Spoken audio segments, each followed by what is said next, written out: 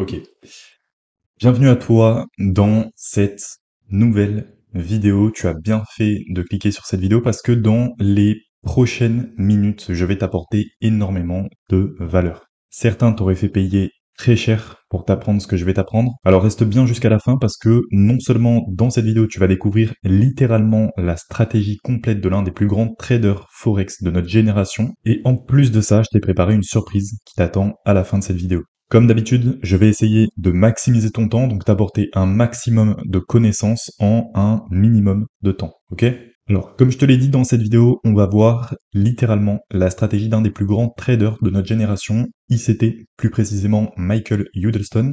Alors, certains le voient un peu comme l'inventeur du feu, remettons les choses dans leur contexte tout de même, ICT n'est pas l'inventeur des concepts du SMT. Tous les concepts, que ça soit le POI, l'imbalance, l'MD, la liquidité, etc., tout ça, c'était déjà bien connu bien avant que les marchés du Forex soient accessibles aux particuliers. C'était déjà théorisé et utilisé par des traders au début des années 90, ça a été renommé par les traders du SMT. Je pense notamment à tout ce que je vous ai cité, comme par exemple les gaps qu'on a renommés comme les imbalances, le concept MD qui avait déjà été théorisé il y a plusieurs années par l'ex-grand trader Bill Williams, qu'il avait appelé le concept alligator. Les POI, c'était les order blocks, ça existe depuis déjà très longtemps. Là où ICT a vraiment fait la différence, c'est que lui, il a su expliquer ces concepts d'un point de vue logique vis-à-vis du fonctionnement et des agissements des market makers sur les marchés. Et là où on peut le gratifier, c'est qu'il a énormément contribué à l'évolution de ces concepts. Bref, ceci étant dit, dans cette vidéo, je vais vous détailler de A à Z la stratégie et tous les concepts qui la composent de ICT, une stratégie qui lui a permis de réaliser des rendements, qui m'a permis aussi de réaliser des rendements et des sommes colossales sur les marchés. Alors, aujourd'hui, je ne traite plus le SMT. Ma vision des marchés et mes stratégies ont énormément évolué. Cependant, soyez bien attentifs parce que tous les concepts et toute la stratégie que je vais vous apprendre dans cette vidéo peut encore vous faire gagner énormément d'argent sur les marchés. Ok? Ok. Avant de rentrer dans le concret, sache que j'ai ouvert 10 nouvelles places pour mon programme IMMB. À l'heure où je fais cette vidéo, il ne reste plus que 7 places. Je fais rentrer très peu de personnes. On est moins d'une vingtaine depuis l'ouverture du programme. Je suis très sélectif. Et pour cause, c'est un programme complet dans lequel je suis personnellement. Donc, c'est du mentorat, c'est du coaching, tout ce que je fais rentrer jusqu'à qu'ils atteignent la rentabilité sur le long terme. Il y a également une grosse partie formation, beaucoup d'autres choses. C'est un programme complet si, en tout cas, aujourd'hui, tu possèdes entre tes mains les principales bases du trading, mais que tu n'arrives pas à être rentable, quelle que soit la raison. Je t'invite à remplir un formulaire et réserver un appel avec moi qui est, je le précise, totalement gratuit. Tu trouveras le lien juste en bas de cette vidéo dans la description. Alors, ne perds pas ton temps parce que les 20 petites minutes qu'on va passer en appel pourraient très probablement changer ta vie cette année. Ok. La stratégie, elle se base sur un principe de cassure-retest que ICT il appelle les breaker blocks ou les mitigation blocks. C'est deux patterns du price action qui ressemblent à ça. Donc pour le breaker, c'est le deuxième mouvement qui va venir faire un FTH. Et sur la mitigation, c'est le premier mouvement. Alors, il faut que vous reteniez que sur cette map, sur tous les exemples que je vais vous montrer, on va partir sur des exemples baissiers. Donc, sur des configurations qui sont dans un sens où on va chercher à vendre. Ok? Alors, la première chose, la première étape de cette stratégie, ça va être de venir chercher une de ces deux configurations sur les HTF. Donc, par HTF, j'entends les hauts time frame, à savoir du M30 jusqu'au daily. Ce que tout le monde pense concernant les patterns de cassure au test, c'est qu'il faut les trader de cette manière. Donc, attendre la cassure du premier plus bas qui va devenir une résistance et venir chercher une entrée quand le prix va corriger jusqu'à cette résistance. Nous, c'est pas ce qu'on va faire. Premièrement, parce que en faisant ça, notre SL il va être beaucoup trop large, sachant qu'on va partir du principe que notre configuration est invalidée quand le prix passera au-dessus du dernier plus haut. Et deuxièmement, parce que la méthode que je vais vous montrer va vous permettre de trouver une entrée beaucoup plus précise. En fait, tout le principe de cette stratégie, ça va être de trouver le point d'entrée le plus précis, de sorte à avoir sur notre setup le meilleur ratio risque-profit possible. Pour ça, on va s'intéresser à ce qu'on appelle les rejection blocks. Le rejection block, c'est un pattern qui va se créer dans notre breaker ou dans notre mitig quand les market makers vont venir faire la première prise de liquidité.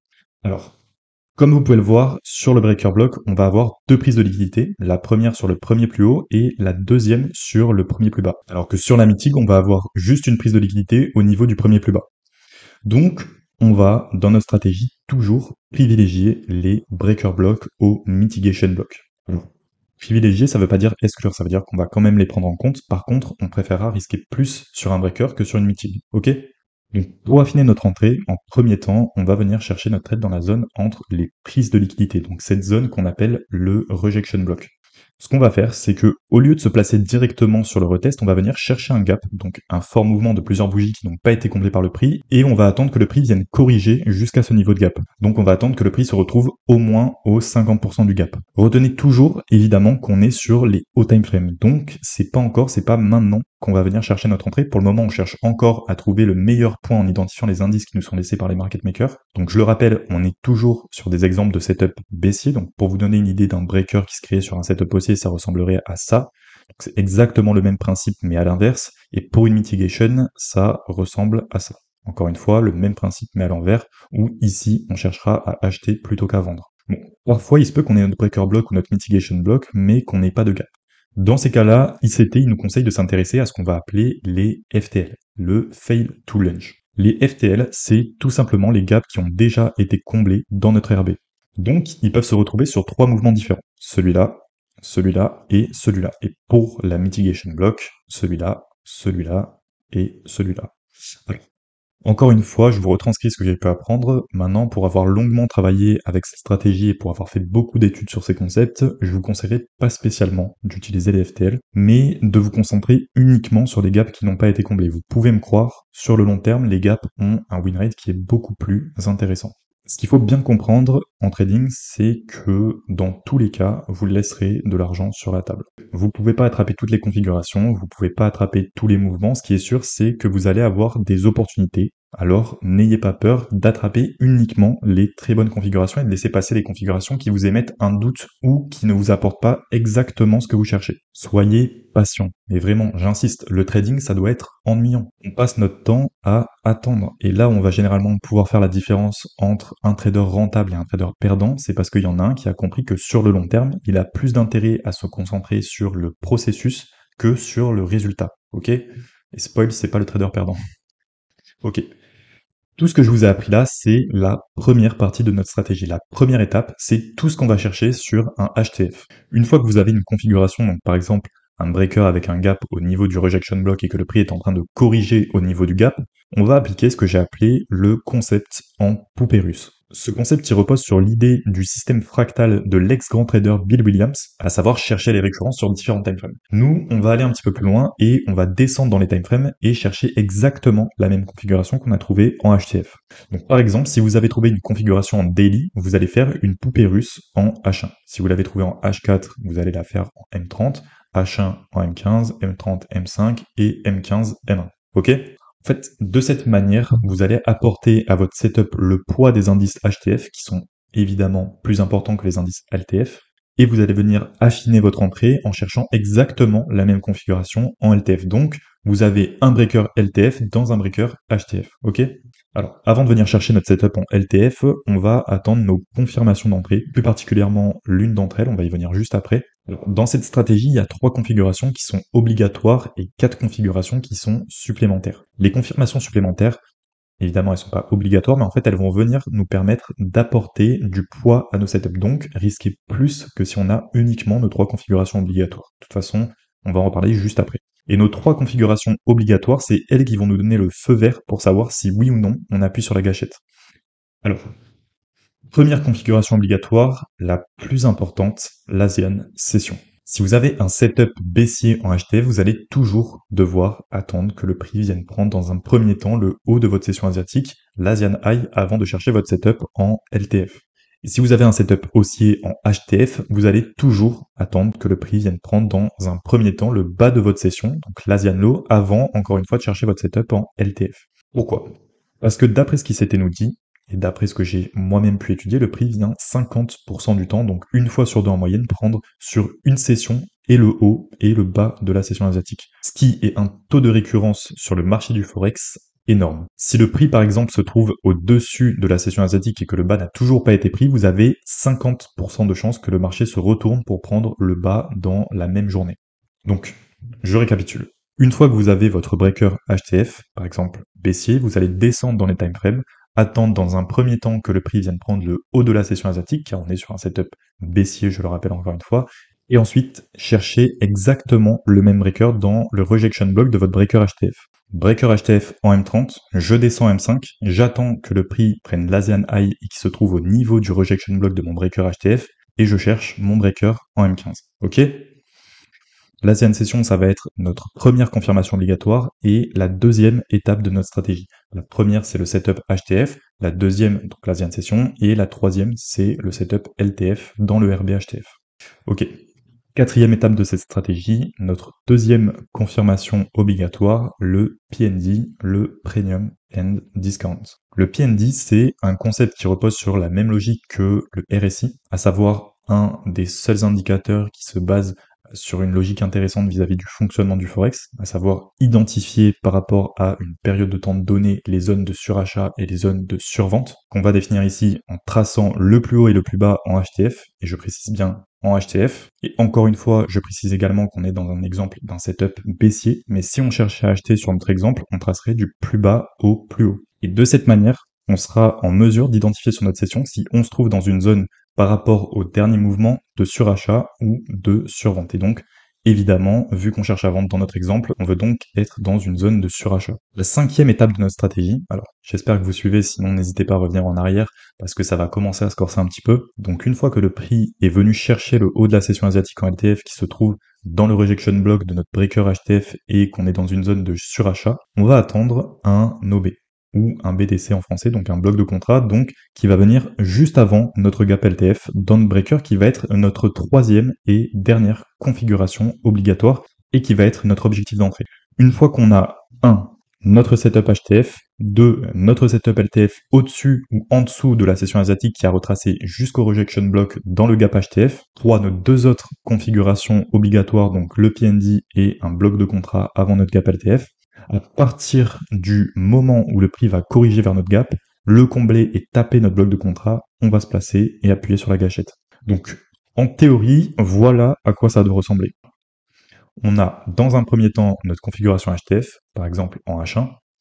Donc ici, un breaker avec notre RB et notre gap qui va venir définir le sens de notre trade. Donc ici, baissier. On va plonger dans les LTF, sachant que on était en H1, on va venir ici en M15, attendre dans un premier temps que le prix vienne prendre le haut de la session asiatique, que le prix vienne retracer jusqu'à être dans notre gap HTF. Ensuite, on va attendre le même breaker, mais en M15 cette fois-ci. Évidemment, on n'oublie pas de vérifier qu'on soit bien dans une zone de surachat en HTF. On attend que le prix fasse un fort mouvement qui va venir nous créer un gap et un bloc de contrat, et on va attendre que le prix vienne corriger jusqu'à combler notre gap et taper notre bloc de contrat pour se positionner. Avec un SL au-dessus du bloc, parce qu'on part du principe que notre configuration est invalidée si le prix passe au-dessus, donc on ne veut plus rester dans notre trade, et un TP au niveau du bas de la session asiatique qui n'a pas été pris. Ok? Alors là, on a déjà tous les concepts de notre stratégie. Maintenant, ce qu'on va venir faire, c'est voir si on peut ajouter du poids à nos setups pour pouvoir se permettre de risquer plus sur nos trades. Pour ça, il y a plusieurs confirmations, qu'on va appeler les confirmations supplémentaires, qui sont à prendre en compte. La première, c'est le DXY, à savoir l'indice du dollar. Alors, il y a énormément de choses à dire concernant ce concept. En fait, je pense qu'on va pas en parler dans cette vidéo parce que là, on se rajoute facile 10 minutes de vidéo et non seulement c'est un concept qui est très très intéressant, donc j'ai pas du tout envie de le survoler et en plus de ça, c'est un concept qui est très très puissant, qui pourrait même servir de confirmation à lui seul s'il est bien exploité. Donc, si ça vous intéresse, dites-le moi en commentaire, je peux vous faire une mind map complète sur le DXY, vous expliquer pourquoi c'est aussi puissant, comment l'analyser et comment vous pouvez l'implanter dans votre stratégie. Ok? Alors, parlons donc de la deuxième confirmation supplémentaire, les kill zones. Ça, je pense que déjà, ça parle à un peu plus de monde, à savoir les horaires les plus volatiles durant la session de Londres et de New York. Donc, la kill zone de la session de Londres, ça sera entre 9h30 du matin et 11h30, et pour la kill zone de New York, ça sera de 14h30 à 16h30. ICT, il nous explique dans son mentorat que c'est préférable de privilégier notre trade dans la kill zone parce que c'est généralement ici que se trouve la distribution. Ce qui est un raisonnement logique, vu qu'on va avoir toute la phase d'accumulation durant les débuts de session et les distributions qui sont les mouvements qu'on a envie de surfer dans les zones les plus volatiles, à savoir les kill zones. Donc si vous prenez votre trade dans une kill zone, vous avez théoriquement plus de chances que votre analyse soit correcte vu que vous vous trouvez là où se trace habituellement la distribution. Mais encore une fois, je préfère le préciser, on est sur le Forex, on est sur les marchés financiers, donc on se base toujours sur des probabilités. Ok, rien ne se passe jamais à 100%.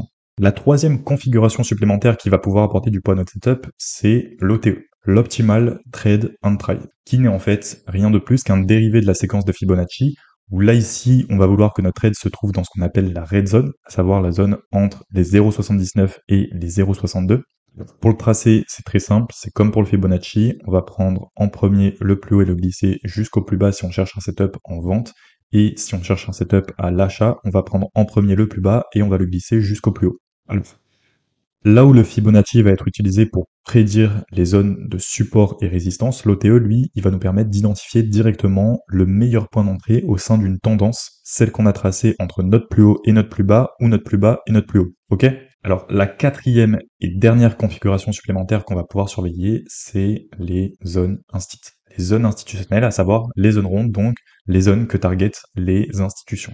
Les institutions, elles passent des milliers, voire des millions de transactions par jour. Généralement, elles n'ont pas le temps de se concentrer sur les petites unités, donc pour ça, elles vont généralement se concentrer sur les zones rondes. Vous pouvez d'ailleurs regarder sur vos graphiques, ça arrive régulièrement que le prix réagisse très bien au niveau de ces zones, tout simplement parce que, comme je l'ai expliqué, c'est des niveaux qui sont ciblés par les instituts, d'où leur nom, les zones institutionnelles. Bon. Toutes ces confirmations, elles vont nous permettre d'établir notre stratégie de money management vis-à-vis de notre capital. Quelque chose de très très important à établir dans une stratégie, à savoir combien on va risquer par trade en fonction de nos confirmations. Dans tous les cas, peu importe combien on va risquer, il nous faut toujours évidemment nos 3 confirmations obligatoires. Donc si on trade uniquement avec nos confirmations obligatoires, sur un setup classique, on va venir risquer 0,5% de notre capital par trade. Et en fait, plus on va avoir de confirmations supplémentaires, plus on va être en mesure de risquer plus sur nos trades.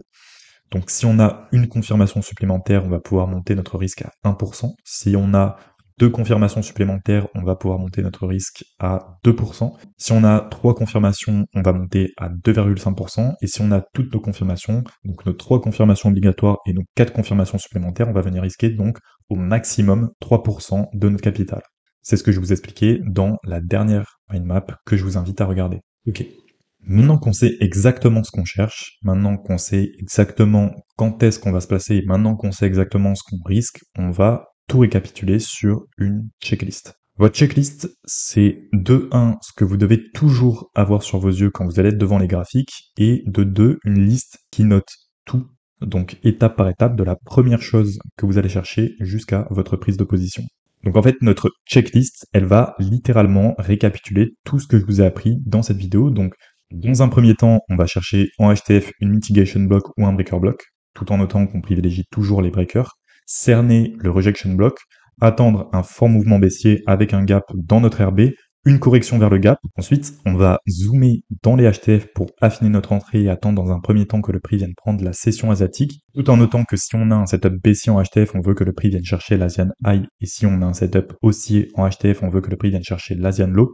Une correction au niveau du RB et du gap HTF. Quand le prix se trouve dans notre zone HTF, on attend exactement la même configuration mais en LTF, le système Pouperus. On attend pareil de cerner notre RB et un fort mouvement qui va créer un gap et un bloc de contrat dans notre RB LTF. Une correction du prix jusqu'au bloc de contrat du gap. Évidemment, on vérifie que le prix se trouve bien dans une zone de surachat ou de survente. Et si c'est le cas, on a notre feu vert.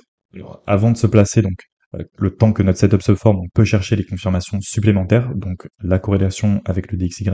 Est-ce qu'on est bien dans une kill zone? Est-ce qu'on est bien entre les 0,79 et les 0,62 du Fibo? Est-ce qu'on se trouve à un niveau d'une zone ronde, à savoir une zone institutionnelle? On ajuste notre risque en fonction. On se place avec un SL au-dessus ou en dessous de la zone de prix où notre configuration sera invalidée, donc généralement au-dessus de notre bloc de contrat, et un TP au niveau de la zone de prix du côté de la session asiatique qui n'a pas été pris par le prix. Alors, je te l'avais promis à la fin de cette vidéo, je t'avais dit que je t'avais préparé une surprise, je t'ai pas menti. Avant ça, pense à remplir le formulaire et réserver ton appel. Tu trouveras le lien dans la description en bas de cette vidéo. Et pense-y à 2 fois parce que non seulement les places pour le mentorat et la formation complète sont très limitées, je coach moi-même tous mes élèves, donc je ne peux pas me permettre de faire entrer tout le monde. Je veux seulement les plus déterminés dans mon équipe. Donc si aujourd'hui tu as pour objectif de créer un empire financier ou de faire du trading ton métier, remplis le formulaire et réserve un appel avant que ta place soit prise par quelqu'un d'autre. Concernant la surprise que je t'ai préparée, j'ai retrouvé un e-book qui date de 2020, à savoir quand j'ai suivi ce mentorat avec ICT. Dedans, tu retrouveras toutes les notes que j'ai prises et qui m'ont permis de réaliser cette vidéo et des exemples de trades que j'ai pris en live. Je te mets le lien tout en bas de la description. Je te laisse ici. C'est égal, c'est réuni. On se retrouve très très vite de l'autre côté.